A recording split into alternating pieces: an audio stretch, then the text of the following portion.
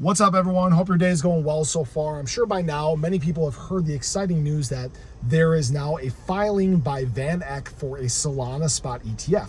We've seen Solana pump today. People are excited. There's a lot of buzz, right? Ah, yay, exciting stuff. And that was kind of weird. I think we need to approach this with some cautious optimism. We need to essentially pump the brakes on this a little bit, and there's some big reasons why. So I'm sure this video will say, some people will say, oh no, it's coming, blah, blah, blah. And I want you to hear me out. So when we had the first filings for Bitcoin spot ETFs, if people forget how long it actually took us to get to this point that they were approved. We had filings a long period of time before there was actual approvals. And then we had the green light, then it was go, then it was exciting, right? Now, what we're dealing with Solana is a very different animal entirely. And the reason why I say that is you have to look at who actually approves these spot ETF products. It's the SEC.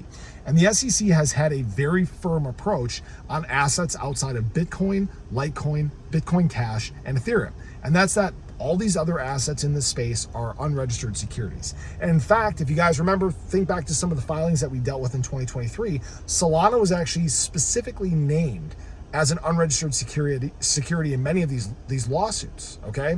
So that's why I'm saying we need to pump the brakes on this, because the SEC is not going to approve a spot ETF for a product that they consider to be an unregistered security. Now, this isn't to say it's not coming. It's not to even say that it's not on the near-term horizon, okay? And the reason why I say that is we are trying to get passed through FIT 21. This is going to bring in the CFTC to help regulate the industry. They're more pro-crypto, they're more crypto-friendly, and then in fact, we may see all of these assets considered as commodities or personal property or something else entirely, right? And what that does then is it actually makes it easier for the SEC to greenlight some of these spot ETF products. Now, is Solana the next one to come? Maybe, maybe not. I've speculated that because they consider, Bitcoin Cash and Litecoin to be commodities, that they may in fact be the next ones to happen. Maybe I'm wrong. Maybe it's a while before we even get to the next ones, right?